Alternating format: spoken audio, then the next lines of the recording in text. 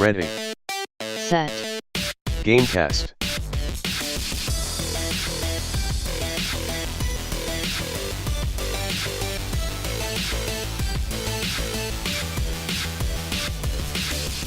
Welcome to Ready Set Gamecast, a bi-weekly podcast about video games and this summer's hottest clothing.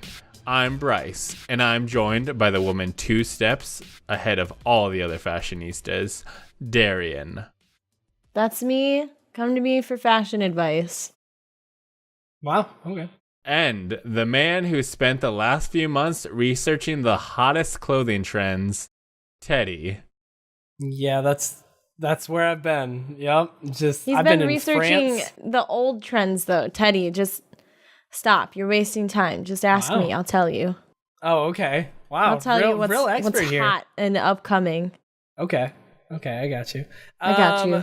I have actually been very busy with school and life, but now I'm here and I can talk about video games and I'm excited about it. I feel like we're supposed to ask Darian what the hot trends are. Yeah? What are they? What are the hot trends? Yeah. The hot trends are... so many. Just so many. There's just so many of them. Yeah, there's so many. Where do I even begin? Mismatched socks. Clothes. People food stains on your t-shirt. Wow, okay. Huh. Oversized hoodies, which are actually a trend. That's a real trend right now. That's very weird.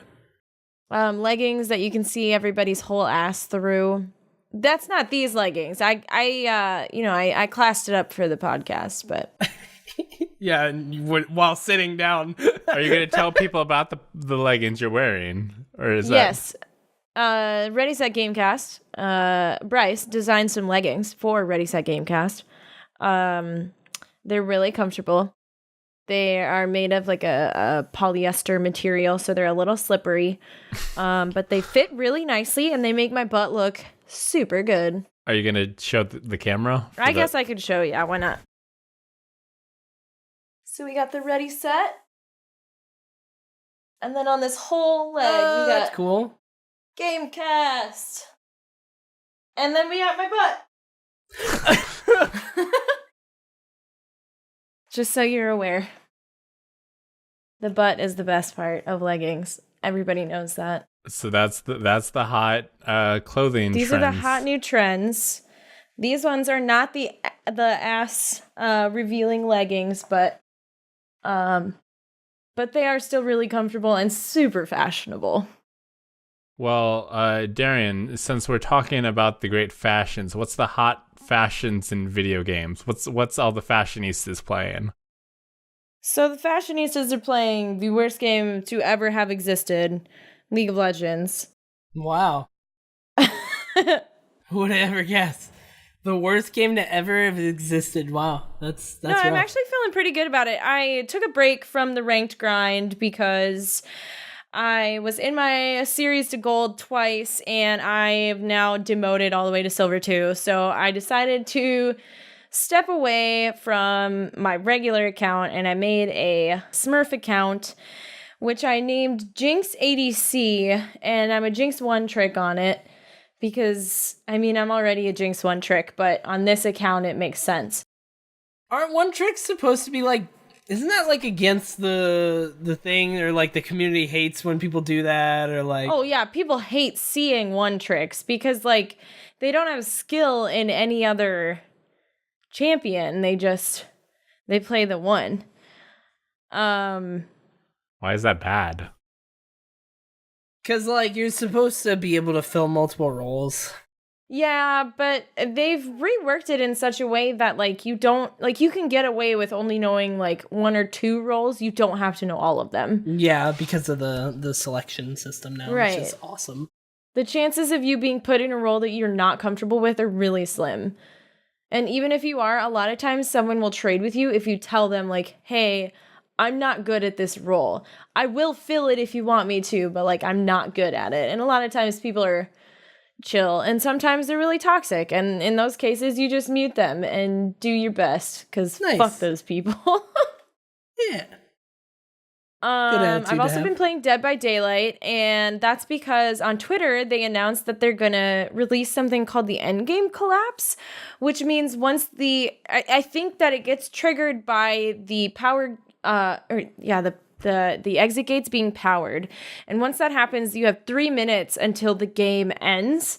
And when that happens, if survivors are still running around, they'll be instantly killed by the entity, which is really cool. And the ground will just start spreading this like red, terrifying, like the ground starts looking like it's gonna collapse, like molten lava is coming up and stuff, and there's like scary sounds to notify everybody that it's coming. And then there's a timer at the top of the screen, and I'm kind of excited because I'm convinced that it's because they're releasing their dedicated servers this summer. And so if they have a set time for the game to end after the end game conditions have been met, it'll reduce the intensity that is put on the servers by people just sticking around in games and stuff. So I'm excited for that. Plus, it's like a reference to Avengers. They've been calling it Endgame Collapse because of the new movie, and they keep using Endgame as the tag for it on Twitter. Marvel. Get them. Yeah. Fortnite is the one doing the actual Avengers crossover right now. Yeah. We're not talking about that just because I don't really care. Wow. Yeah. Fuck Fortnite. That's actually big news. I'm gonna add in Teddy's quick little news segment. There's a thing.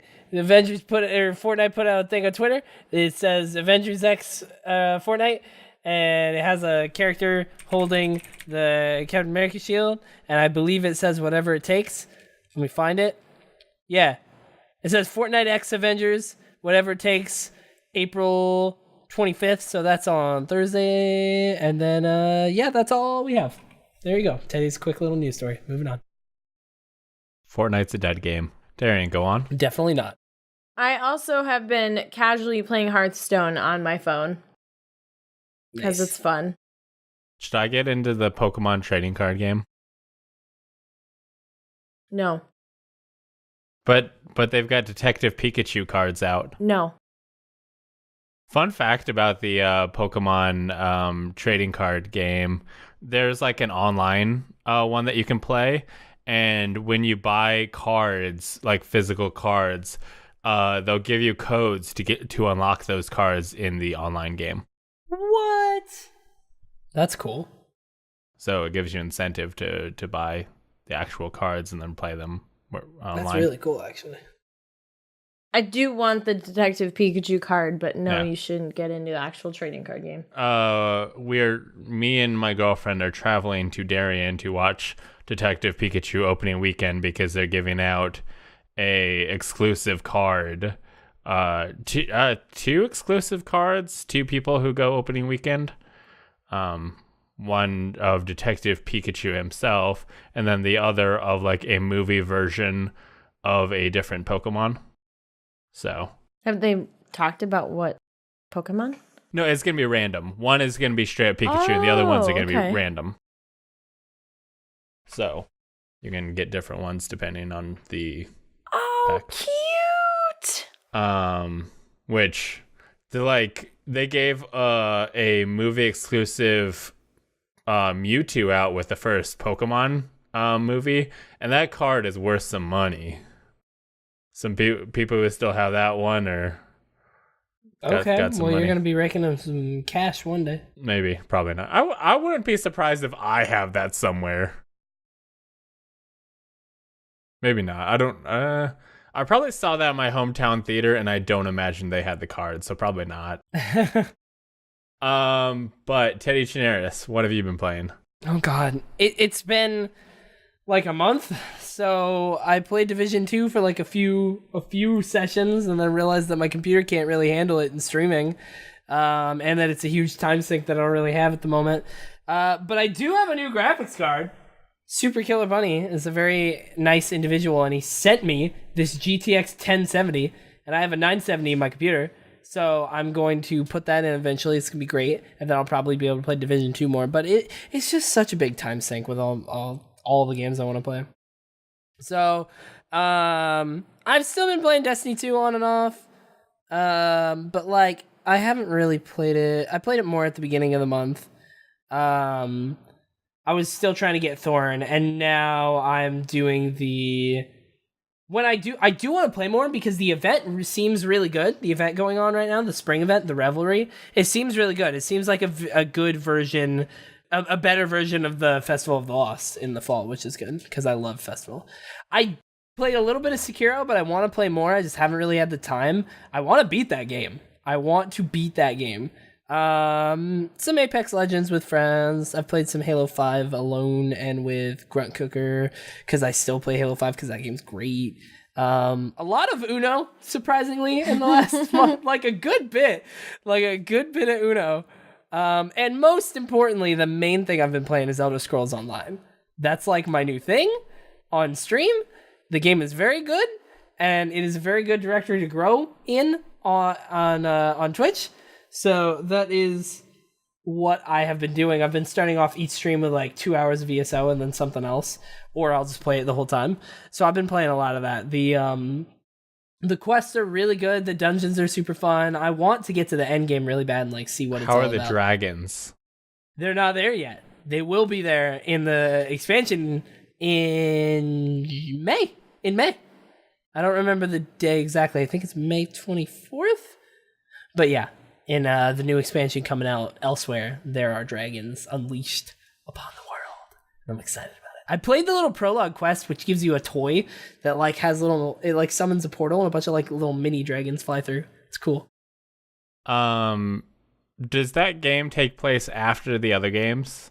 It's supposed to be like a big prequel kind of deal. It's supposed to be like the Old Republic in a way. Interesting. Where it's set like so far before. So they have the freedom to do whatever they want. I mean, I would feel like setting it after would give them more freedom because you can't mess up. You don't know where it's gonna go. You know, Todd Howard might fuck some things up. You never know. But you could just incorporate that. There's a Dragonborn running around. Yeah. But I have been quite enjoying it, and I really want to get to the end game and like play difficult group content like veteran dungeons, and like there's raids in that game that I've never came even close to. But there's so much in that game, and I'm taking it very slow just because the quests are fun. Like when you listen to the dialogue and the voice acting, just kind of get immersed. It's super good. So I've been enjoying that, and that's basically it as far as I can remember. In the next little bit, I'm gonna be playing more ESO and Halo and. Probably, I don't know if I'll play much Destiny, but ESO for sure, Halo. I wish I could get Days Gone on Friday, but I won't be able to. But yeah. Should have gotten that Gamefly.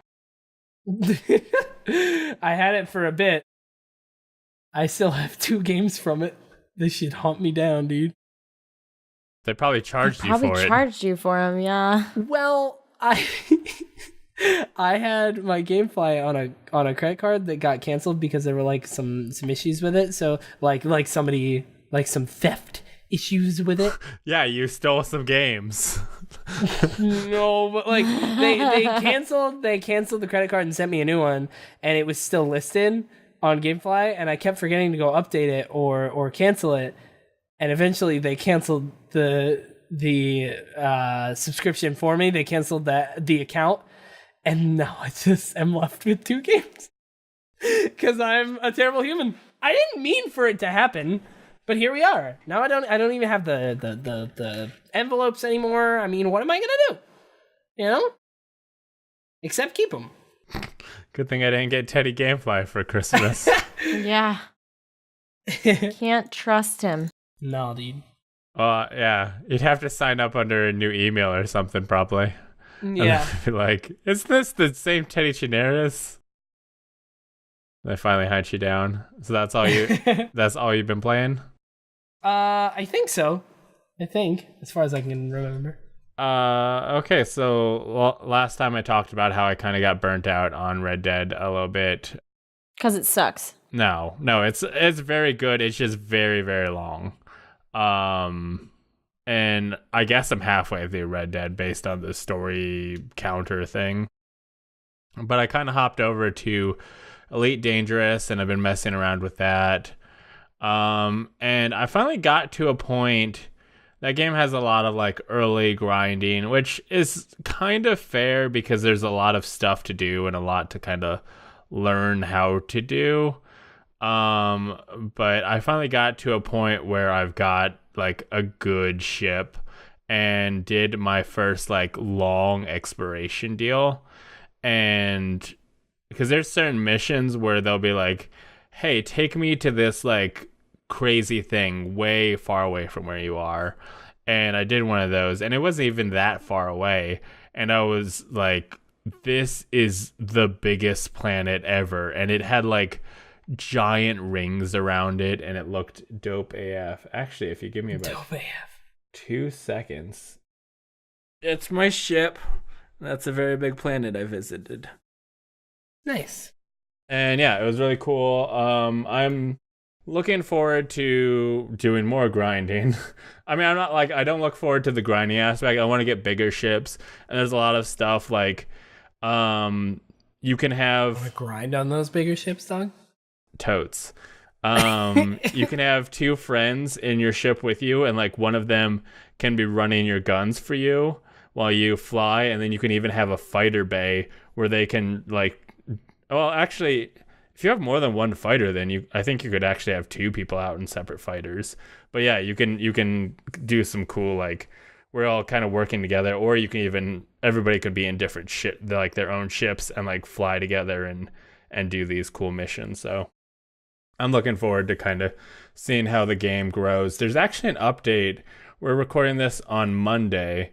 There's an update coming out tomorrow that is going to add some new stuff to the game and is more focused on making it easier for new players to hop in.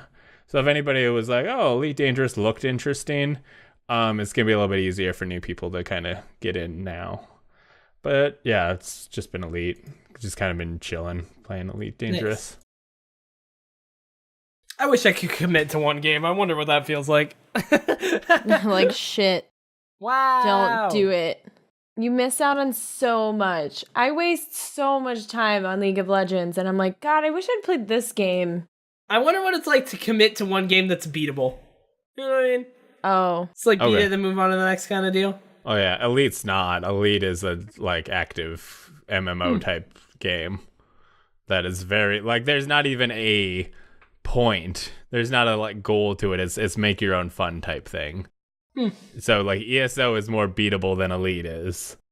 But yeah, it's cool. You know, sometimes I'll do some cargo missions. Sometimes I'll do some bounty hunting. It's just like personally, I kind of like the one just to like chill, get off work and just chill out and just like do what's called sightseeing missions, where I literally somebody's like, hey, take me to these 3 places and then take me back home, and I'll give you like a few million, and I'm like, cool, and I just kind of fly around and take him to the places and then take him back, and it's just a real chill deal. But occasionally Aaron will be like, this is boring, and I'll be like, I'll go kill some pirates, it'll be cool, and then I go kill pirates. It'll be cool, I promise. Yeah.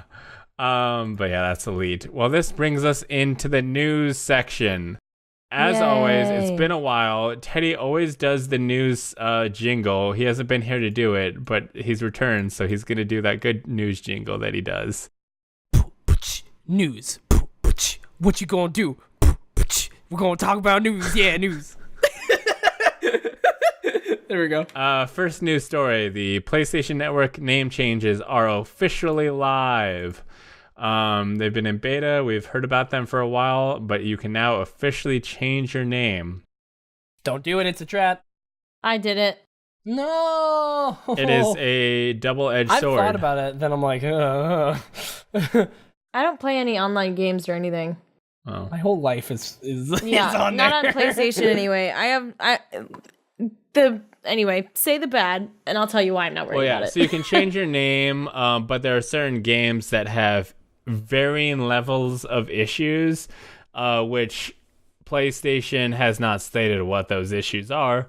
There are some that are just like, oh, you might be leaderboard issues, but there are some games with critical issues that will be caused by changing your name, including user may lose in-game currency, whether paid for or earned, loss of game progress, including scores, progress towards trophy unlocking, loss of UGC, or parts of the game may not function properly, both online or offline. And here are some of the games in that critical issues category: Dish Jam, Just Dance 2017, Little Big Planet 3, MLB 14 The Show, MLB The Show 16, MLB The Show 15. It's weird that they listed in that order. That's a weird order. 14, 16, and 15. Onrush, which just was a recent PlayStation Plus game. Oh no, Worms Battlegrounds. Oh no, that's a rough one. And the Golf Club 2. And then there's several games with minor issues. It seems like the community has been trying to catalog what specific issues you run into, so you might have to Google and find out if your games work or not. But, yep, you can change your name. It's a nightmare, don't do it. If you want to. Darian, how's it been working out? I changed my name and haven't touched it since. Great. I just got really excited because I was like, oh, I don't have to be my dumb, shitty name that I made in 2011. Get me out. So I did it. The only games that I've played on my PS4 in the last 2 years are Kingdom Hearts 3 and God of War and Miku Hatsune Project Diva X. And other just random one-offs that I play for a stream or two and then never touch again. My PS4 catalog's really limited. Spider-Man PS4. Oh, that one doesn't count. That's not a real game.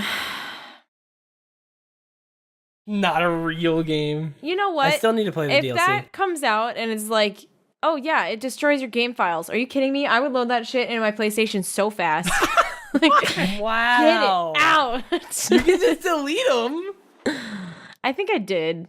Yeah, I was about to say, you don't have to have the system delete it for you with a bug. You can just delete it yourself. Yeah, but I think it'd be more satisfying because a picture okay, the game I'm beating itself. escorting the files out or I'm setting the files ablaze, which sounds more dramatic.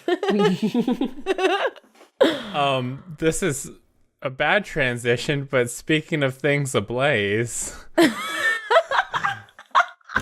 Wow. If you haven't heard God. the famous cathedral, the Notre Dame cathedral, was on fire recently. Oh my God. Oh my God. Abandoned ship. Nice, double down. I mean, it's a very good transition. Oh my God. Oh no, how could this happen? And a lot of so the structure of the cathedral was managed to be saved, but they did lose the roof and the was it the steeple or the thing on top fell down. I think it was just a tower. Yeah, I thought there was a fancy term for it, but Yeah, maybe you're right. They are. I don't know. I don't do church. There are a lot of people trying to or raising money to rebuild it. One of which is Ubisoft, the makers of Assassin's Creed Unity, and as part of that, they have released the PC version of Assassin's Creed Unity for free because it features that church. And they've also contributed 500,000 euros to help rebuild the church, whose roof and spire burned. So that's spire is the term we're looking for. This is coming from the Polygon article written by Owen S. Good. Thank you, Owen. But why this matters more than just, Ubisoft released the game was that gamers have review bombed the Assassin's Creed Unity page to leave good reviews because they did release their game and are encouraging. Also, fun fact, real talk, Unity, not that bad of a game. Not that bad of a game at all. A good, solid Assassin's Creed, especially after a lot of the patches. There were a lot of glitches and whatnot, but there were also less than everyone said. Like, everyone was like, oh, it's unplayable. It's not. It wasn't. I played that game all the way through, and it was okay. It was some of the stuff, like the story was kind of mediocre at times, but like it was good. Unity was solid, and it gets way too much hate. So pick it up. You might like it. The multiplayer was fun. There was co-op stealth missions and whatnot. It's cool. Yeah, this is the perfect time to try it out. It's free on PC. So it is very cool that Ubisoft is doing this to both the direct donations to the cathedral itself and encouraging people to pick up the game to get them to donate. But the interesting thing about this is we talked previously about how the Borderlands reviews were review bombed because of their decision to go to the Epic Game Store, and Steam cleared those reviews due to this review bombing policy. But now we're seeing nice review bombing, but it is still off-topic reviewing. They're giving it good reviews because of something not related to the game itself. Do you feel like these should be cleared as well? A little bit, yeah. They're not treating the review section as the, sacred place that it is. Yeah. This should be. Agreed. I think that if they're going to remove negative review bombs because of bad things that companies did or things the fans didn't like, I think they should. It shouldn't be all based on do the same for good. Based on the game. Yeah. It shouldn't, The good thing that the company's doing should not alter the sales of the game. Yeah. Or the reviews of the game. Like, then in the future, say like 3 years from now, someone goes to buy it and it's like overwhelmingly positive. Like, oh, this has to be a good game, even though it was really poorly received. To that. Halo transition. Teddy. Dude, that's my new favorite thing. We need to do that from now. It's just whatever story. Minecraft transition. Anyway, so Minecraft. That's awesome. I like that. It's like you poorly coded it. That's amazing. Well, you didn't like my fire transition, so it was good, but like a little bad. Much. It was dark. A little bad, a little dark. So let me tell you what, you know what I mean? They've been trying to make a Halo movie and show and whatnot for a long time. There was I'm pretty sure Steven Spielberg was supposed to be like the director of a Halo movie for a while, and that got canned. And they made like a TV show, like Nightfall or whatever, and it wasn't people didn't really like it that much. It was about Locke, the whole thing. But now Showtime is making a Halo series. Supposedly, Showtime's upcoming Halo series has landed its Master Chief. Actor Pablo Schreiber, whose credits include American Gods, First Man, and Orange is the New Black, will act in the starring role in Halo, Showtime announced on Wednesday. Do you guys, have any of you seen Orange is the New Black or American Gods or First Man? Because I haven't seen any of them, and I don't know anything about this guy. I watched the first Orange is the New Black. I don't recall him or... Well, maybe he shows up later. Yeah, because I didn't watch anything after season 1. Let's see here. What else? Master Chief, he's the protagonist. So there's not much else we know about the Halo series. It says joining Schreiber in Halo will be a newcomer Yaren Ha as a new character created for the series. Or Hey, I assume it's Ha. Ha, who hails from Sydney, will star as Quan Ah. Very weird. Described by Showtime as a shrewd, audacious 16-year-old from the outer colonies who meets Master Chief at a fateful time for them both. Cool, okay. Showtime is producing the series with 343 Industries and Steven Spielberg's Amblin Television. Oh, so this is Spielberg involved as well, still. Been trying for it. So they're just wrapping instead of a movie into a TV Maybe. show. Yeah. Production is slated to being this fall in Budapest, Hungary. Halo will be executive produced by Kylie Killen and Stephen Kane, who will also serve as co-showrunners. Otto Bathurst will direct the pilot and multiple episodes of the 9-episode series. Halo does not have a premiere date. So this seems like it really actually genuinely is happening. There actually is a good bit of knowledge. So that's good. I'm excited. Will it be good? Who knows? I hope it will be, because I quite enjoy Halo and I miss Halo. I want Halo Infinite in my body right now. Do you enjoy the story of Halo? I do, to an extent. I don't as much as some people. Like, some people are super into it, and I get that, but like I quite like the Halo universe. My favorite bit of Halo's story was the Hunt the Truth podcast, which was marketing before Halo 5. It was a fucking audiobook, and it was awesome. It was so good. It got me so pumped, and it was dope. But like the actual stories, they are good, and I do like the universe.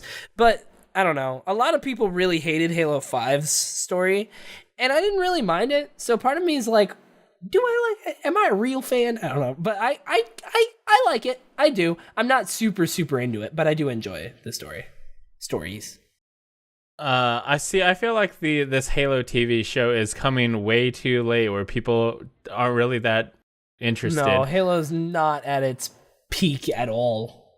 And speaking of making something way past its peak, the Minecraft movie has a premiere date. Everybody's excited. The Minecraft movie is coming out. And the thing everybody's excited about right now. Mojang announced the date in a blog yesterday. Warner Brothers and the studio has been working on Minecraft adaptation since 2014. When, like, if they released it in 2014, that would have probably been good. Doing it in 2022, what took so long? All those voxels, dude. Yeah. All those cubes.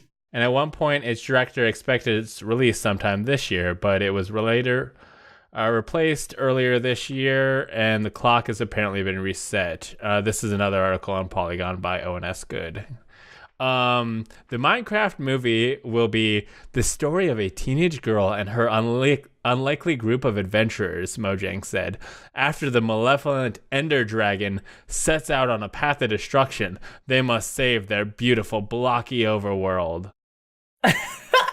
Okay. Yikes. Weird, but okay. That's coming out, and it sounds like a mistake. Honestly, like, you should just play the Minecraft Telltale game that's available on Netflix. Yeah. I actually haven't played the Netflix version. I don't know if they have season 2, but I own Minecraft Story Mode season 1 and season 2. Like, I own all of it. I only played through a good bit of season 1, and I haven't played season 2, but I quite enjoyed it. That is an interesting thing, that like you could still buy Minecraft season 1, but you could also just play it on Netflix. Yeah. Well, apparently it's pretty like cut down. Like, it's pretty truncated. Well, yeah, they'd have to remove anything where you're directly like moving around. Yeah. Because it's just like choose left or right or whatever. So okay, so that is that stuff. GameStop transition. GameStop transition. Darian, go. Boom. All right. GameStop is going to allow game returns for full store credit within 2 days of the release. The only game that they have eligible right now is the PS4 exclusive game. Days Gone. Oof. Roblox death sound. Basically, they are going to offer that if a customer buys Days Gone at launch and they don't like it, they have 2 days they can return it for a full price return for GameStop credit. People are thinking that this is a test for GameStop to see if they're going to make some good changes, because they had a net loss of $673 million for the 2018 fiscal year, and that's obviously pretty bad. So they're trying to make some changes to make them more relevant. I mean, they should honestly do like an in-store GameFly. If they're gonna do, like, it almost seems like you could do something like that if you're quick enough with this policy. of buy a game, beat it real quick, return it for full money. But in that case, GameStop gets nothing. But if they literally did like hey, give us, $10 a month, and then you can swap out games as much as you want. That way you don't have to wait for the mail to come for GameFly. You could literally go to the store. But that'd be crazy. Yeah, I don't get what GameStop gets out of this. Like, what is it? Are they just really desperate to get people to buy stuff from them? Yeah, to get people in the doors. Yeah. Hard to say. And my only thought is like maybe there's some stipulations because people are gonna try gaming this, that they're gonna like find like a short 10-hour game comes out like Kingdom Hearts 3. You could totally beat that in a day and just return it. How long is that game? I think about 15 hours. I was about to say, I was like, in a day, that seems Kingdom Hearts like big RPGs. Like, that seems Kingdom like Hearts a 3 lot. main story is 28 and a half hours. Yeah. Casual play? Yeah. Main plus extra is 37 and a half. And then completionist is 62 hours. Okay, well, there's also they're big games. There's also like different paces. Like there's casual or like I guess we'll have to see how that goes for GameStop, but in general, not going great, and probably this new console isn't gonna help them. Teddy, can you tell me about it? No, not gonna help GameStop at all. The Xbox One S All Digital Edition is coming out. I don't know if it is coming out or if it is out. Let me look around here. But it is an all digital Xbox that was rumored a while. It's been rumored forever. Oh no, you can pick up May 7th is when it comes out. But it's just an Xbox One S, but there's no disc drive, and it is $50 cheaper. And it actually comes with Minecraft, Sea of Thieves, and Forza Horizon 3. I wish this was like $100 cheaper. I know that's not the price of a disc drive, so but that'd be awesome. That'd be so cool if you could get an all digital. And to be fair, you are kind of giving up a good bit because consoles are usually also for Blu-ray playing, right? I use my consoles to play Blu-rays as well. So if I was to only have one console and I got this, I'd be sacrificing a little bit. So it's I would want it to be a bit cheaper. It's nice that this is an option for people who do not want a disc version, who have good internet, who are all digital like me. Just get the $50 cheaper one. Honestly, I don't own a single Xbox game on disc because when I got it, it came with the Xbox One. It came with the Master Chief Collection, but it came with a code for the Master Chief Collection. So I don't have a single. Everything else is digital. So I could get this. I could trade it out, and I could trade out my launch Xbox for it. Yeah, I got a Xbox One S with the pure intention of just getting Game Pass, and I have the game that came with it, and that's it. And yeah. So if this was available at the time and cheaper than any other model, I ended up getting mine was when a store was closing down, so it was at a discount. But obviously, if they also had the digital version, that would be discounted more. Yeah. But yeah, I would have picked up that because I don't intend to play disc-based games, and I don't own Blu-rays like most people watch streaming these days. So I totally see the point of this existing, but I think they need to drop more. They need to either $50 isn't much. Yeah, drop the price more or give more storage because it's got 1 terabyte. Yeah, and they could have used that space to put more hard drive in, and you could. I think the problem is people see the disc drive as a big thing, losing the disc drive as a big thing, and all digital edition is a hard sell for some people. But so they think it should be cheaper, but in all reality, disc drives are not that expensive. So it's kind of can't be cheaper. You know what I mean? I think that's kind of the problem that they're having. I think that's where they're at. People think it should be, but it kind of can't be just because disk drives aren't very expensive. It's coming with those 3 games. Yeah. So you could be like, oh, I'm getting a little bit of more value with it. But if you're not into those games, then you're not really. If you It should just come with like a couple months of Game Pass. If it just came with like 3 months of Game Pass, that would be cool. Oh yeah, that'd be way smarter. Of just Or like the games and 1 month. I feel like they need to definitely start bundling that in. Oh, this isn't in the news story, but I saw they also are offering like an Xbox Ultimate monthly subscription, which is like it's like $15 a month and it's gold and Game Pass. It's just packaged in together. But it's weird because you feel like if they're gonna do that, they're gonna make it cheaper, and it's not. It's not cheaper at all. It's like the exact same price. Even like $1 cheaper would have been like, oh, I'll bundle them together. But weird. It's the exact same price. Yeah, the interesting thing about this Xbox. Okay, so there's a lot of things, like, why not make an Xbox One X? That's my real thing of like, why make it the S? Is it just because this is supposed to be your super cheap one? Maybe. Yeah.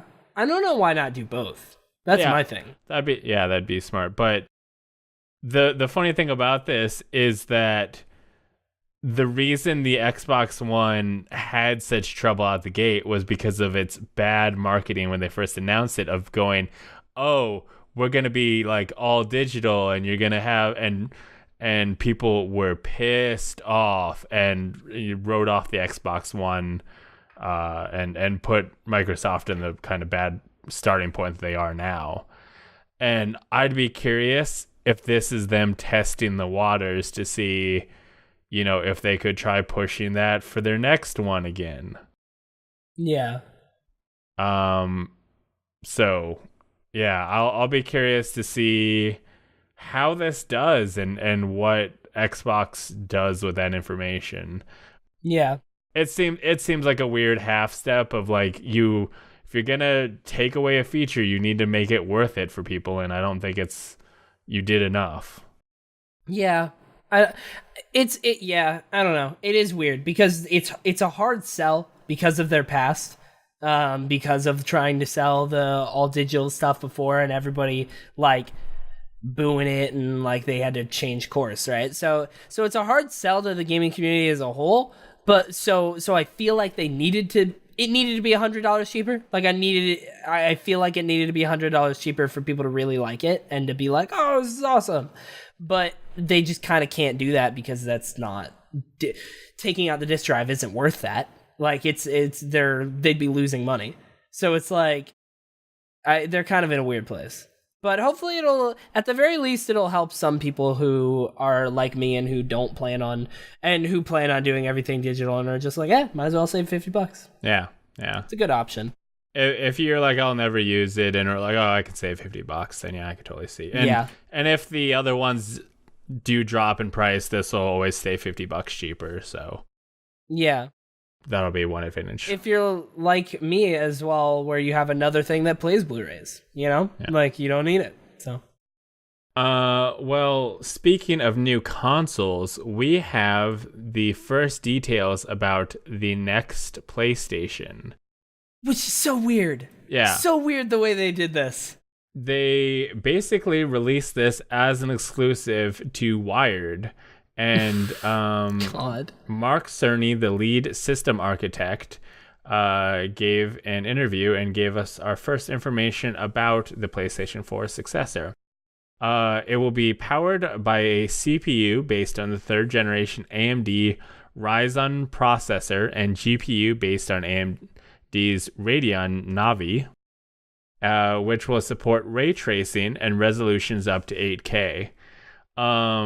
So supporting resolutions up to 8K, I believe it's been like they've kind of back then gone like the games probably won't be 8K itself, but like, you could put an 8K movie in. Like there'll be 8K output that they can support 8K TVs.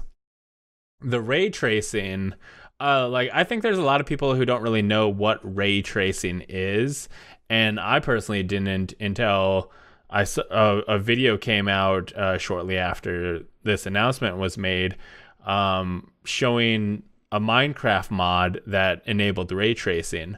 And ray tracing is basically light bounce. So there doesn't have to be a direct source of light for you to like light up a room. And there's games that'll like trick this, that'll like make it look like it's light is bouncing, but it's literally just like they faked it. But if this supports ray tracing, like what the way that you can tell if it's genuine or not is if you could change the world and the light will still bounce. And that we could see that in this Minecraft video because they were literally placing blocks and seeing how the light changed. And aspects of this was where they had a cavern and there was just light coming up from like outside and going up into the cavern, lighting it from below. And there was like no direct source of light. It was just kind of bouncing into the room. And another cool thing that they did was they had light hitting different colored walls. There was like a green colored wall, a red colored wall and stuff. And we saw that the metal nearby was a little bit green tinted and blue tinted because of the light bouncing onto the green wall and reflecting onto these different surfaces. And it completely changed like the way the game felt. And I think there have been talks about like we could see remasters of old games completely feeling different because of this. Like dark. Cool. Okay. This sounds awesome, but like 60 FPS should be a priority for everyone. Thank you. Thanks for coming to my TED Talk. Thank you for coming to my TED Talk. Real talk, man. It really bothers me that we're going towards graphics again. That like in this article, it was very like, here's how things will look. And I'm like, how will they feel? Like, can they feel good? Like, can we do 60? Like, focus on having that as the target. I just quite enjoy that being the target, and it bums me out that we're not, like, focused on that as a community, but it's okay. You know? I'm sure some games will run on 60. Yeah, they'll have the power to do different things, but seriously, I feel like you see a game with ray tracing, and if you can look up, like, Minecraft ray tracing and see how different what is possible. That video was like, ESO whoa, this has is cool. it as a setting in their video graphics on PC or on their graphics settings. Do you have it on? Can your computer run it? I've seen it.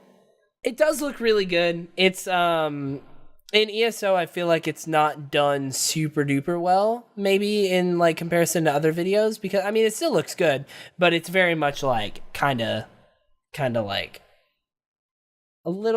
it's a little much. Like there's a lot of light. You know what I mean?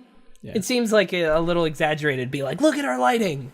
You know what I mean? I've actually been messing around with voxel art recently, and it allows you to render light after the fact. Like you'll make the model and then you can say, hey, this object should glow. And then I can render that and I can turn on light bounce, and I can be like bounce the light once or several times, and obviously the more I have them bounce the light, the longer it takes to render. So it's quite a processing thing. But I even posted a picture on our Discord a little bit ago of I just have this like light that is above the elevator, and you can see the light bounce above onto the ceiling and then also onto the windows, and I can tell that is like active ray tracing because I like did not fake it. I just said make this object glow, and I could see where the light was, and it felt so like real. It looks how light actually would, and that's so cool. Cool, good to know. Cerny also teased new 3D audio technology as part of the GPU, hinting at a dramatically different audio experience. It's supposed to also support PlayStation VR, and it will be backwards compatible. It will support PlayStation 4 games and PlayStation VR. That made me very happy. Yeah, they're also going to have a proprietary SSD that they say will speed up game load times even faster than like a normal SSD would. That was the most interesting part of the article to me. I was like, ooh, okay. Tell me more. Which, I mean, that's both very exciting and kind of like scary because Sony has a bad history with proprietary storage. Rip the Vita. I don't think it's... Was it the Vita or the PSP that had proprietary storage? I think it was the PSP. Vita. Oh, okay, yeah. Vita had proprietary memory cards that were very, very expensive. Yeah. It took me like a year of owning a Vita before I'm like, yeah, I can get the biggest one. Yeah. I don't think they're saying that you can only... For SSDs, yeah, but I'm sure you can also have regular hard drives. Yeah, you could probably hook up an external. Yeah, hopefully. We'll have to see. This is kind of our first look, and I'm sure more details. So weird. It really seems they're going away from these big announcements. They had the state of play thing, and now they're just like, "Hey, Wired, tell people." State of play was cool. Tell people about the PlayStation 5, Yeah. and I wouldn't be that surprised if we get a state of play during E3, giving us an actual first look of what the console looks like. Because we know that they won't be at E3 itself, but they'll probably put out another state of play. That's probably how they're going to go from now on. That would be a good time for it. That'd be good. I wasn't here to talk about it because it happened while I was gone. I quite enjoyed the state of play. Did you guys like it? It was fun to watch. It was simple. I don't think Darian watched it, but it was... there was a few things that was like, oh, that's kind of interesting. But yeah, there wasn't a ton. I don't own VR, so there wasn't like a ton of things I was super interested in, but it was presented very like quick and, in and out and kept me interested. Was it that Genie game? Concrete Genie looks so good. That one looks cool. Oh my god. Yeah, that and Days Gone were my favorite from that. God, Concrete Genie, I would love to play that. It really does. I mean, I've heard Greg on Kind of Funny say this a lot, but it 100% looks like one of like a very PlayStation 3 like indie, not indie, but like first party PlayStation 3, like letting your developers do what they want, and it's crazy and weird and artsy, but like awesome and unique. Looks very, very cool. So one involving the backwards compatibility of the PlayStation 5, somebody ended up asking Cerny about Death Stranding because of where it's kind of sitting. We know it's coming, we don't know when, and people are going, it's probably PlayStation 5. Well, somebody asked Cerny if Death Stranding would be coming to the PlayStation 5, and according to this article from GameSpot, I'll read this whole paragraph. While talking about PS5's backwards compatibility, Cerny says the transition from PlayStation 4 to next gen will be gentle, with many games launching on both platforms. When Wired asked how Death Stranding fits into all this, Cerny reportedly smiled and didn't reply, before a spokesman merely repeated the game would come out to PlayStation 4. And there was an update at the top saying, when asked Sony whether Death Stranding would come to PlayStation 4, PlayStation 5, or both, the company avoided answering the question directly and simply listed the game as one of the many that PlayStation fans have ... to look forward to on PlayStation 4. Now, Kind of Funny talked about this a little bit, and I really like their theory. What if they only put out Death Stranding as a PlayStation 4 disc, but it works the same way if you put a normal PlayStation 4 disc into a PlayStation Pro, where it plays better, a higher resolution. Like they can have Death Stranding and you put it into a PlayStation 5 and now it plays with higher graphics. It could. So it could be a PlayStation 4 game that plays better on the PlayStation 5. It could be as simple as putting it in your PlayStation 5 and now it's a PlayStation 5 game. It could be, or it could just be backwards compatible, and then they have a PS5 version that's better. and developed specifically for the PS5. I mean, yeah, that totally could. It would be hard to be like, here's the PS4 disc, and like on the PS4 disc, it's like PS4/5. Well, no, I think you would call it a PlayStation 4 disc, but you could very much do it of like. I feel like that's not good for marketing. I mean, whenever they show off a new game, they always have like captured on PlayStation 4 Pro. They're always showing off, and they can literally be like, okay, you can play this on your PlayStation 4 disc. Like, there is...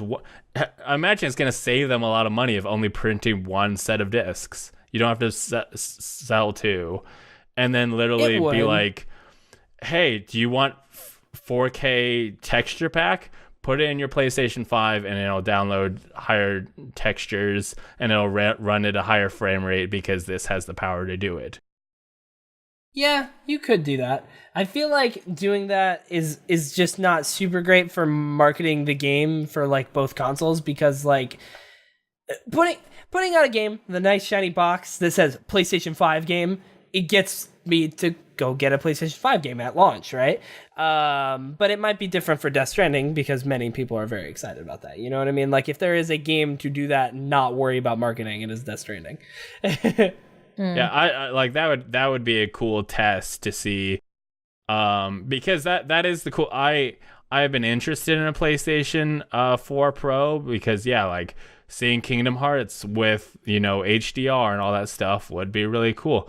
But now that the PlayStation 5 is on the horizon and it is backwards compatible, I can go all of these games that I wanted to play on the Pro to see what they look like. I'll play it on the PlayStation 5, and it's probably even going to look better. It's going to be support 8K. It's going to, obviously support all the things the Pro does and more.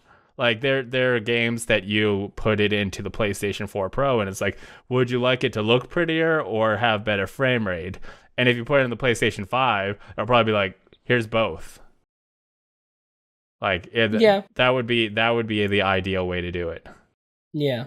I because they're being coy about it, I would not be surprised. Because if it's on both, why wouldn't they say it? If they're putting because they don't want to say it yet. Why? And being coy, because that happens all the time. They don't want to announce a game that is coming out for the new console specifically, like, yet. They do that every console cycle. Yeah. They don't like want to say like exactly what is coming to the next thing yet until it's like a big push, The fact that when asked about it, Cerny just smiled. I got a feeling in my bones that it's gonna. We'll see. That didn't do anything for me. When he said that, I was like, yeah, it seems about the right response. I figured he's not going to answer that, but it probably is. So, GameSpot just reported it as he smiled, but I was listening to the Giant Bombcast, and they described his smile as kind of oh, I know something smile of like a... Yeah, so... Well, the answer is probably yes, but he just can't say it. That's what it seems like. I don't know. It seems like that... Seems like they'd be more clear if it is going to be. But they can't say yet. I don't know. Well, we'll see. But I would love for them to just put out a PlayStation 4 game and be literally like, every game you have will run on better on the PlayStation 5. If it is, obviously not every game, but like everything that's PlayStation 4, everything, we will continue to release games on the PlayStation 4, and then you put them in your PlayStation 5, they're going to run better. And then, yes, at a certain point, there's going to be the place like, this is only PlayStation 5. But things that are on both, it's like, why release it twice? You could just up it, tell the thing, run it better. Give it, download the additional graphics. Possibly. Yeah. But this brings us to the Patreon producers section. Darian, you haven't talked in 6 years. I'm about to talk for like 30 minutes. I think someone else should do the Patreon producers. Teddy, we haven't seen you in a year. Last Geek has a Patreon to help make great content like this podcast. For the low price of $5 a month, you can be a Patreon producer and get a shout out on every episode of Ready Set Gamecast, like Aaron and Dragons Lucas did. Am I supposed to say Aaron C? Or do I just say Aaron? Normally it's Aaron C. Aaron C. and Dragons Lucas. They are wonderful humans, and everybody loves them, and everybody wants to be like them. You know why? Because they're Lasky patrons. They are Patreon producers of this podcast. Okay, topic of the show. We talked about a little bit of the PlayStation 5 and what that's bringing to the table, but what do you think are important features that you would like to see in the next gen gaming consoles? And do you think that the PlayStation 5's backwards compatibility is a killer feature of the console? Important features is an interesting question because I don't really have anything specific. I will say that I think the backwards compatibility is huge. Like the fact that I do not think it's a killer feature, but I think it was necessary, and I'm very happy about it. Very, Agreed. very happy about it. I think it'll encourage people to like transition. Like they won't have to keep their old console. Like, Is it going to be backwards compatible only to PS4? Yeah, for sure, only 4. We don't know. that's what we know. It's not going to be PS3. Yeah, there's Because even with like PlayStation Now, you can download PS4 games on PlayStation Now and play them instead of like through streaming, but you can't do PS3 games because the architecture is so different. Yeah, and there's a special chip required for the PS2, which is why the PS3 lost its compatibility when they decided to remove that chip. Yeah. PlayStation 1 is simple enough. All PlayStation 3s can run PS1 games. Most people don't know that. I think it's only original PS3s can run them all. But Yeah. I will say, I was wanting to say this when we got to the topic of the show about backwards compatibility.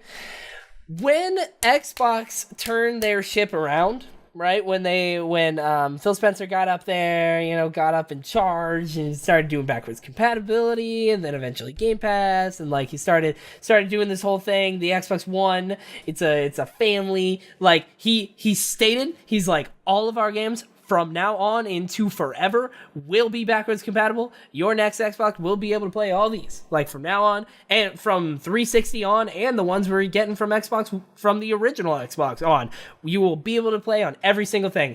And like he started saying a bunch of stuff, and that was the moment where, and they started talking about features on the console as well. That is when I was like, I chose the wrong fucking horse here. Like I am on the wrong ship. Like literally at that time I was enjoying my PlayStation. I love my PlayStation. I've been playing forever. I got all sorts of exclusives that I love. But at that moment I was like, I should have committed to Xbox for third-party games. 100%. Their services are better. Their achievement systems is better. Like the consoles now, power-wise, are better. Like the Game Pass is better. Like better than PlayStation Now. Like overall, there's a lot about Xbox that I'm like, this is better.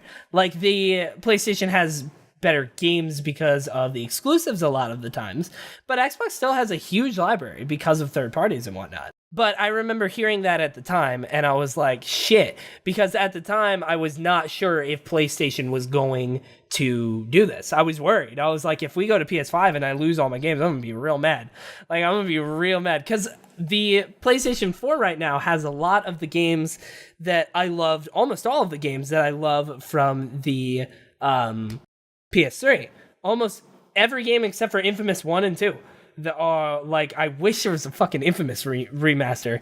But like the Uncharted collection I have on PS4 that are remastered 60 FPS, it's awesome. I can replay like almost all of my nostalgic shit that I loved from PS3. Like the Uncharted collection, I played a shit ton of Black Ops Zombies back in the day, and on Black Ops 3 you can go in the remastered versions of like my favorite maps, and I can play those. Like the there's a lot of older, almost every Assassin's Creed is now playable on PS4. I can play all through the Ezio collection. I can play Assassin's Creed 3 remastered now. Like almost all of these games are available on PS4 now. So I was like, if they start over on PS5 and I'm buying all these remasters again, I'm gonna be mad about it. So I'm super happy because I can play a lot of my favorite games. I like how Teddy started with no, like I don't think it's a killer feature, and then went on about how like big it is. It's still not though, because I thought it was necessary. Like if they didn't do this, I'd be mad. But it's not a killer feature. If it's they just didn't have it, like if either of these consoles went forward and did not have it, it would hurt them massively. Yeah, which is like I don't think that makes it a killer feature though. It makes it an expectation. Yeah, if because both of them have it, it is kind of equal footing. But yeah, one of them loses it and they're dead in the water. Yeah, it was more of an expectation, you know. Yeah. But I don't know about other like features I would want. I will say that like, so we obviously know that this console is supposed to be decently powerful, and then I heard a thing of like, well, the new Xbox is reportedly going to be even more powerful than the PlayStation 5, and then it was like, of course you'd say that, but it's also, is that important? Like the most talked about device of this current generation is the least powerful one, the Nintendo Switch. Of everybody's like, put it on the Switch, even though like half the games would not run on it. It's because of the like convenience of the unique thing it does.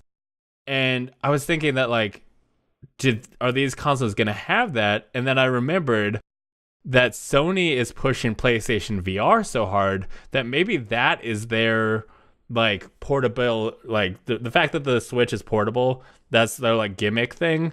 That's the PlayStation 5's deal. Like Microsoft does not have a VR and Sony is pushing their VR hard. So if you want to hop into VR and try this stuff, PlayStation 5 is going to be where you go for that. Yeah. Other than just, it's going to play the game and game's so good, why go Xbox? And if you really just want the most powerful device, why aren't you playing on PC? Then you should be playing on PC. Yeah. So what do we want out of the next console? Darren, do you have any? If I can use my controllers, can that be backwards compatible too? That'd be nice. I could see them doing that. Other than that, I'm a PC player. I don't really care what the console has. I'm only going to play console exclusives on it. So that is what you were like, what do we want from the next console? Good games. Yeah. That's what we want. Like, good video games that are awesome, that give you a reason to own a console. I want less gimmick bullshit. Like what? I mean, the Switch is technically gimmick bullshit, but it's really good gimmick bullshit. So it's not gimmick bullshit. The Switch? Yeah, well, the fact that it's like a half portable, half console is kind of a gimmick. Yeah. What makes something a gimmick? Is it just if it's successful or not? Is if it's a gimmick? No. Okay. I feel like you weren't prepared for this. No. Yeah, I guess PlayStation's starting to show their cards, and I'm excited for it. And like, you know, it will be awesome that once the PlayStation 5 comes out, I can buy that at launch and just pack up my PlayStation 4, maybe even sell it, because it's like I don't need it. Everything I have is going to be on there, so yeah. You don't.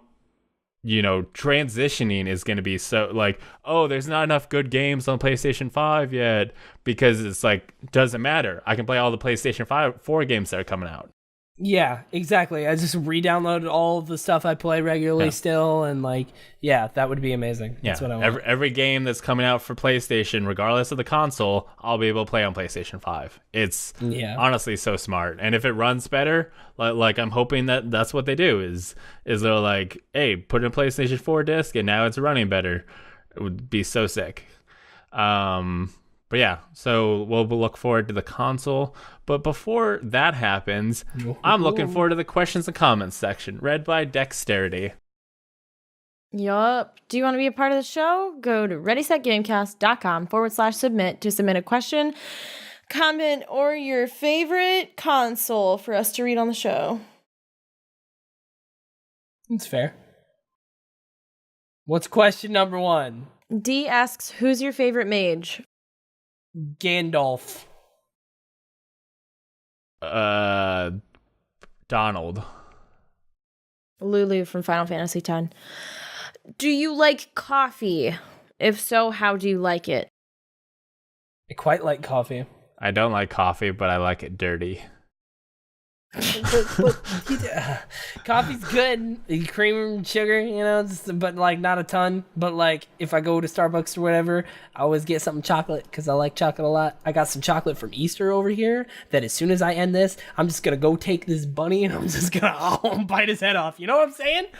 Anyways. Yep. I like coffee. I like it with just a bunch of creamer. Starbucks, Caribou, or Scooters, or somewhere else entirely. The fuck are the last two? You've never heard of Caribou? Is that a Midwestern only thing? I know Caribou's Midwestern. I thought Scooters was everywhere too, though. I've never heard of Scooters. We don't have Scooters. What? I know we have Scooters in Sioux Falls. We've got The like answer is 5 Dunkin' locations Donuts. in Sioux Falls, and then Donuts. They've got them in Omaha. Dunkin's Dunkin' coffee is sucks. better than Starbucks. 1000%. I don't It's like real good. Starbucks. Starbucks I like because of the app. You can order something and just walk in and grab it off the counter and you're like, all right. It's great. I don't like Starbucks. It makes me sick. So does Dunkin' Donuts. Sometimes when I don't get much sleep for like a Saturday morning work shift or whatever, I'll order that and a bacon and Gouda sandwich and I'll walk up and grab it. It's great. Good start to the day. Teddy likes to steal some food early in the morning. I mean, I paid for it on the app. That's what you think. It's just like, That's what no, you're supposed to pay that at the store, but he just keeps coming stealing it. Like he did that Gamefly games. Oh, yikes. Who's your favorite Vocaloid? I don't know what that is. Mine's Miku Hatsune. I actually there's a third-party program to add a AI to your ship, and there is a Vocaloid available for that. And I was trying to tell my girlfriend about it, and I was like, "Oh, it's like that game that Darian likes." And she's like, "Miku Hatsune." I'm like, "Yeah, it's like that Vocaloid." So I'm gonna say Miku. I was just remembering Miku is safe. Yeah, that's the only one I know, and the ship has one because you can pay them to have the Vocaloid, the ship AI, address you by name, so they can they can generate your name and have her refer to you. But I will say that they also have like famous actors doing AI voices too, so you could have William Shatner be your AI. Or like half the cast of Star Trek Next Generation. They have one of the Doctor Who's available. So I'm like, I'd kind of rather have a human. Like they'll have less options because they can't just generate voices at will. They probably had to pay the actors to come in and say these specific lines. He won't say my name, but I'd rather have like Doctor Who say my name or Doctor Who talk to me in my ship. That'd be cool. If you had a mythical pet, what would it be? Ooh. Pegasus. That's a really good one. Either a dragon or a phoenix. Same. Yeah. What's your favorite musical? Mine's Phantom of the Opera. Teddy should know mine because I used to oh my god, I do. Wasn't it like Shrek the Musical or something? Oh my Shrek the Musical. He used to like come in and song request these, and I'm like, why are you song requesting songs from Shrek the Musical? He's like, it's great, man. You gotta try it. I love it. It was on Netflix last I checked.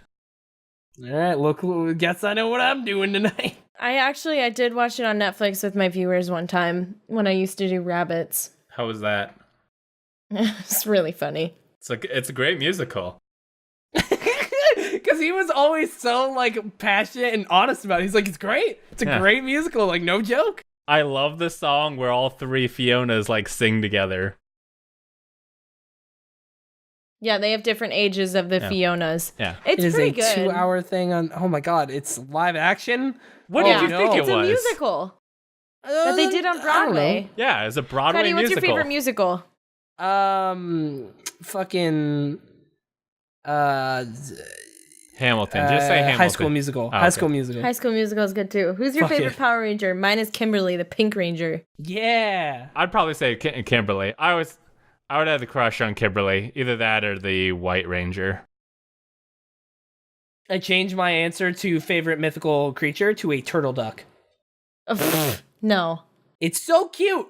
Oh, no. A baby moose lion. And his name is Fufu Cuddly Poops, and he's real cute.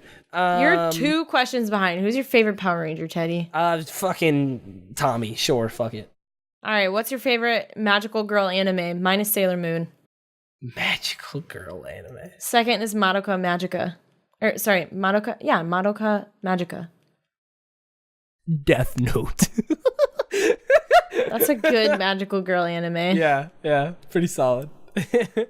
Avatar: Legend of Korra. Also a Okay. good magical girl anime.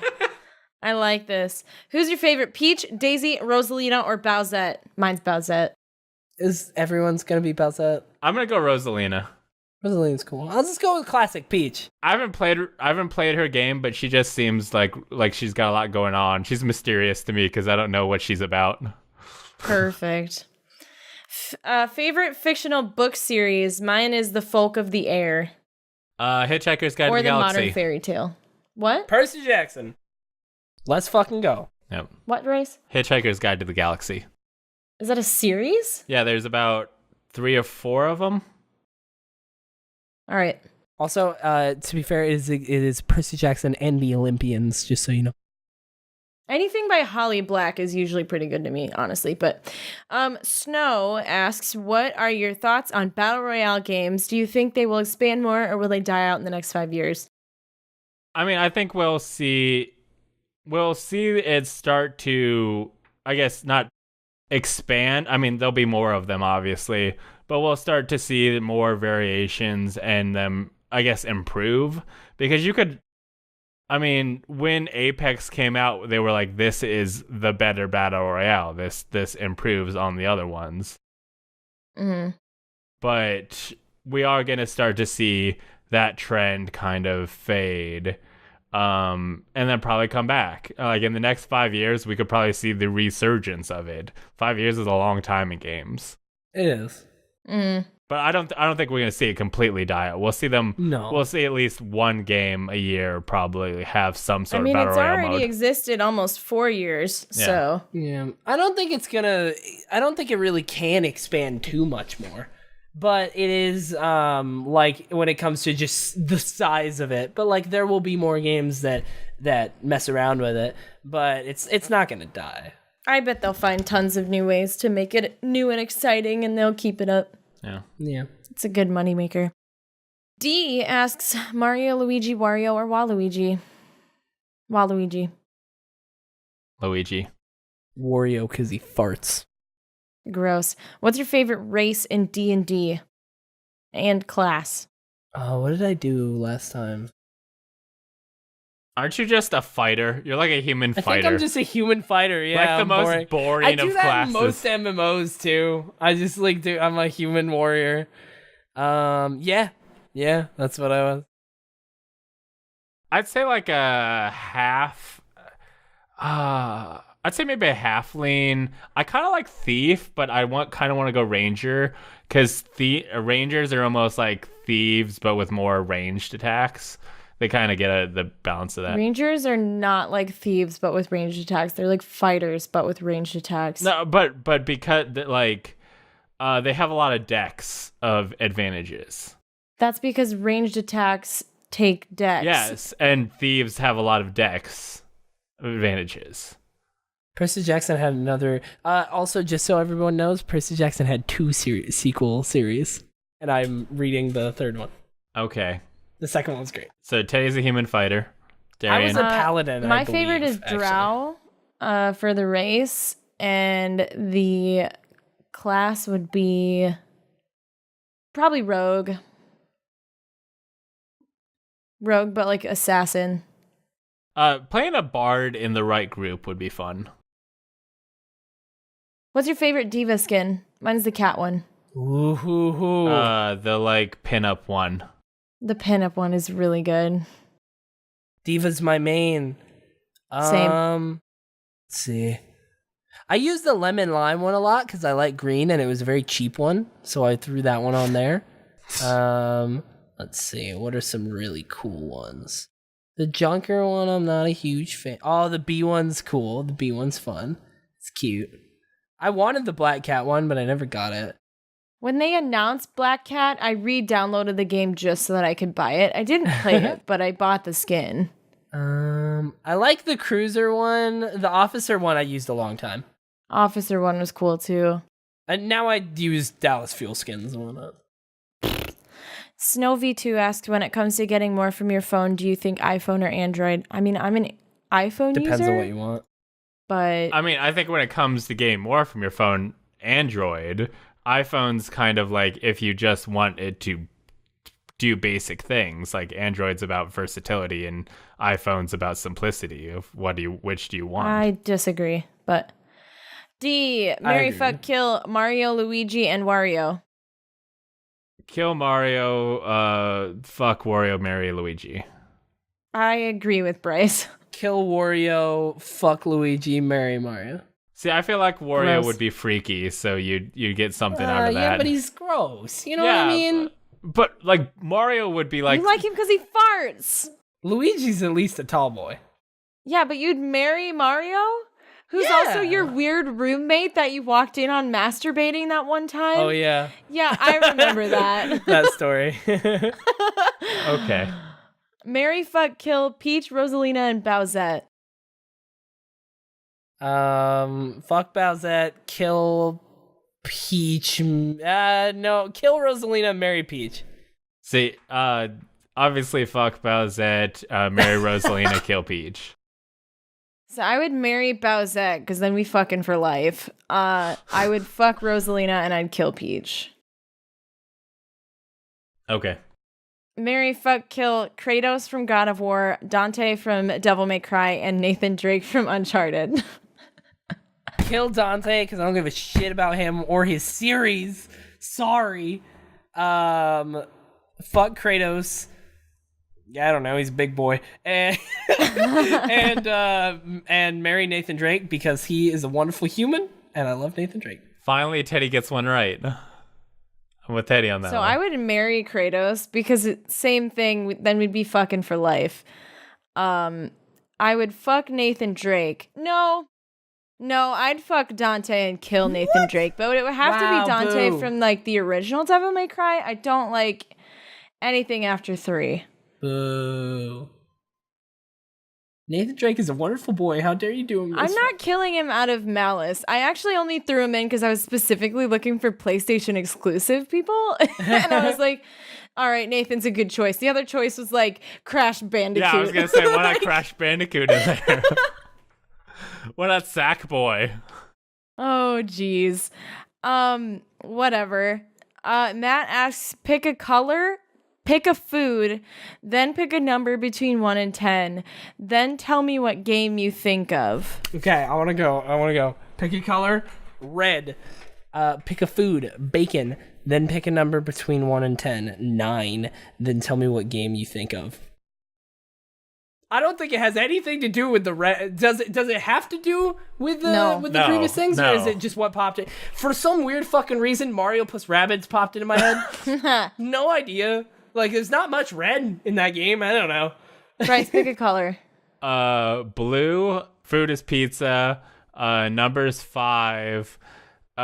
Game. Ratchet and Clank All for One. It's really just what weird games are lingering on our mind. I was just like, what's the first game I can think of? Ratchet and Clank All for One. Yeah. Color blue. Food Sundays. Number 1 through 10, 8.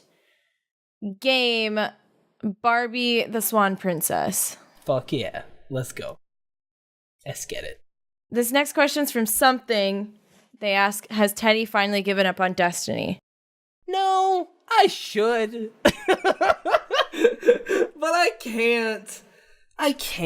It's still really fucking good. I just don't have the time or the friends who play anymore. Or like I do have some friends on PC, but I don't have like my original crew, which is sad.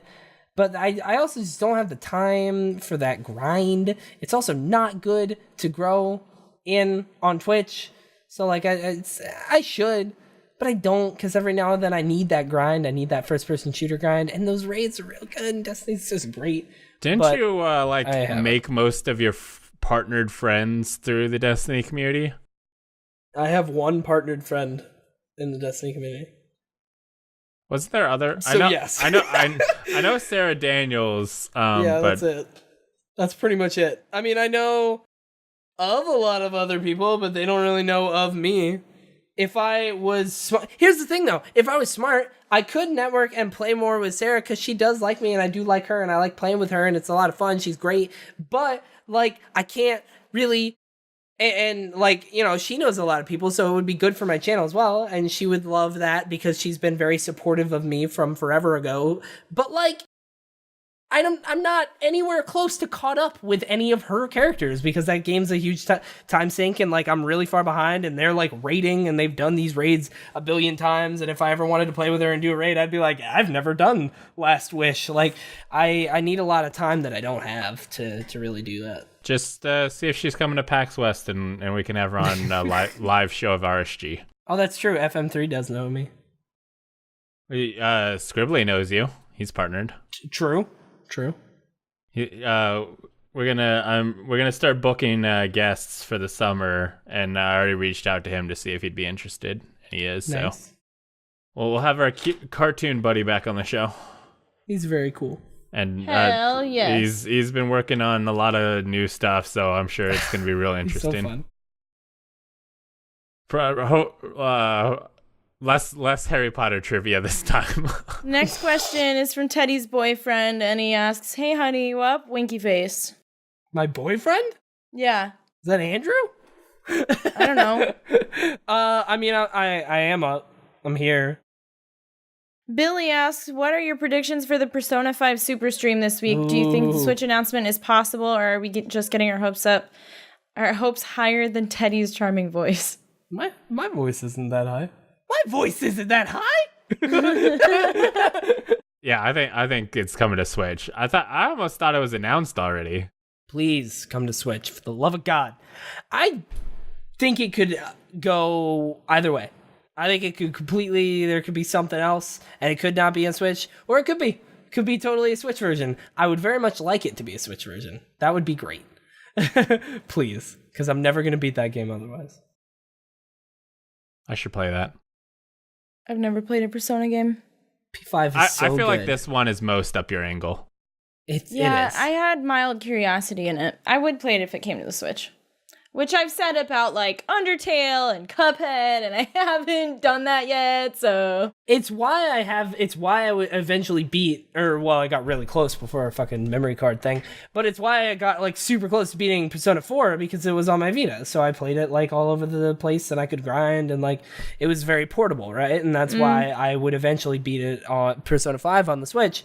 But because the game has, like, you kind of can only save at certain points. So it was great for portable. You just put it to sleep and then you pop back up. So I would love that on the Switch real bad. I'd eventually beat it. Whereas on PlayStation, it's never going to happen.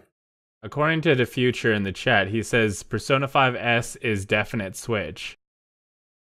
Well, they still haven't said, but there was like a rumor, or not a rumor, there was like a leak of like a Persona 5 Switch version like listing somewhere. Okay. I just figured I'd mention it in case it's, you know, if the future is accurate or not. Go ahead. Yeah. The Russo brothers ask, "Hey, we're trying to decide which of the many endings we filmed for Endgame should be the final cut, so we're gauging opinions. Who do you think should live/die and why?" Oh, God. I think they should do a Netflix style thing where everybody gets a little remote. And they pick their own ending. Yeah, and then they'll poll the thing, and however people voted at the end, that's canon. Like for opening weekend decides. And then Shooter, related question is, who do you believe will stay dead in Marvel Endgame? Like stay dead I don't from think the anybody's died. Like, anybody who died in the last one's coming back. No, there's going to be some permadead characters. I'm convinced. There's no way. There's no way they bring everyone who died back. I hope they kill off Captain Marvel and Captain What? America. Both the captains, get rid of them. Captain Marvel just had her first movie. I would be willing to believe a new character dies, but any character who died previously, I'm saying is coming back. Because I could say that a character will die trying to bring everybody else back. Loki's coming back. People are going to die and perma-die. Robert Downey Jr. and Chris Evans are going. Both? Captain America and Iron Man are dying. If it doesn't happen, I will be shocked. I will walk out at the end of the movie. I would believe one of them would go. Robert Downey Jr. seems the most likely because he's old. They have both talked many times about how they're basically trying to get out, and both of their contracts are up. So Thor's contract is up as well, but I believe I don't think Thor's gonna go because he's just kind of he's just in a way just now found his character. So I don't think Thor's going. They could. I think the reason like Thor was. Thor, I think, wanted like that the actor went out early because he hated the hair. But once they found an excuse to cut his hair, he was like, okay, I'm fine with it. Yeah. But they could totally just like Iron Man. I could totally see them just having him go like, okay, I'm finally giving it up. I'm gonna go become a dad. And he'll become just like a cameo character. That is not an actual Avenger. He could live and not be part of like Iron Man as much, because that was already kind of what they were leaning towards at the beginning of Infinity War, as of him going like, we should have a kid. And like she's like, you need to hang up Iron Man if you're gonna do that. And then he's like, oh, he's gonna die instead, and then she's gonna find out she's pregnant, and that's how the end game's gonna end. All right, next question. Pornhub asks, did Teddy ever look at Discord, or was I distracting him too much? Is no girlfriend? No, Pornhub. No, it's from Pornhub, which is supposed to be the joke that I was looking at porn. Oh. I wasn't. Not a thing I was doing. We did tag him, and Twitter eventually got his attention. Well, I don't know. I don't have Discord set to notify me on my phone. You should set it just for ours tagged. Because it's like, hey, Teddy, we need to know. Some dude and or chick, it's 2018, asks, does Teddy hate me yet? This is most likely the person who asked the last question and some of the others, but whoever you are, no, I don't hate you. I don't hate you. There are very few people in the world I hate, but I hope you're doing good out there, whoever you are. Arianthe in the chat said better not, and I wonder if that's related to you looking at Pornhub or hating, or whoever I'm hating. Oh, okay. I was like, is she opposed to you watching porn? Because I know some girls are like against that, and I find that weird. She's not super happy about it. Darian, where do you fall on your significant other watching porn? Watching porn and masturbating is healthy. Okay. I'm very sex positive. Okay. That is all the questions. Oh, is it? It is. Did you want some more? Cool. Hey, everybody. ReadySetGamecast.com. Bring it. /submit. Hit it up. I'm gonna die. Go to lastgeek.com for links to the podcast on all your favorite podcast services, including iTunes, Spotify, and Stitcher. I don't know why I say Stitcher. It used to be a bigger thing. As well as the video version on YouTube. If you like the show, please subscribe, rate, and review it on iTunes and Stitcher. It helps us grow and become more powerful. Last Geek stuff you should check out. There's a new Game Mate Corp episode. There was the unicorn one, and then there was another one, and there's a new Game Mate Corp episode. I don't remember. We record in advance, so I know what the next one is, but I don't know what the last one was. Last Geek has a merch store. Go to lastgeek.com/store to check out the stickers, t-shirts, and even leggings. Darian, you should show them the leggings again. Show them leggings for your favorite Last Geek products. like the ones Darian is currently showing off. They got Ready Set on one side and they got Gamecast down the other. And apparently show off the booty. Nice butt. It's very poorly lit, but I'm going to take your word for it. Yeah, I mean, that's probably for the best, to be honest. I'm not sure Teddy feels great about me showing my butt on his stream, too. My stream's all about my butt, yeah, but I don't know. I can't speak for Teddy's stream. Your sub alert is something. My butt wiggle. The first butt wiggle I ever did on stream. Wait, what is... The butt My wiggle. sub alert Yeah. is a butt wiggle. No, I mean, like, what is a butt wiggle as opposed to, like... I don't know. I feel like a wiggle is very tiny, you know? It is very tiny. It's like a subtle little... Okay, well, that brings us to the end of the show. But first, we need to find out where my co-hosts can be found. Darian? Twitch.tv/dexterity, DEXTERIDEE. I'm also on Twitter. I occasionally post on Instagram. And that's it. Tay Chinaris, where can people find you when you're not on this podcast? You can find me on the streets in Nashville. You can find me Square up at your mom's house.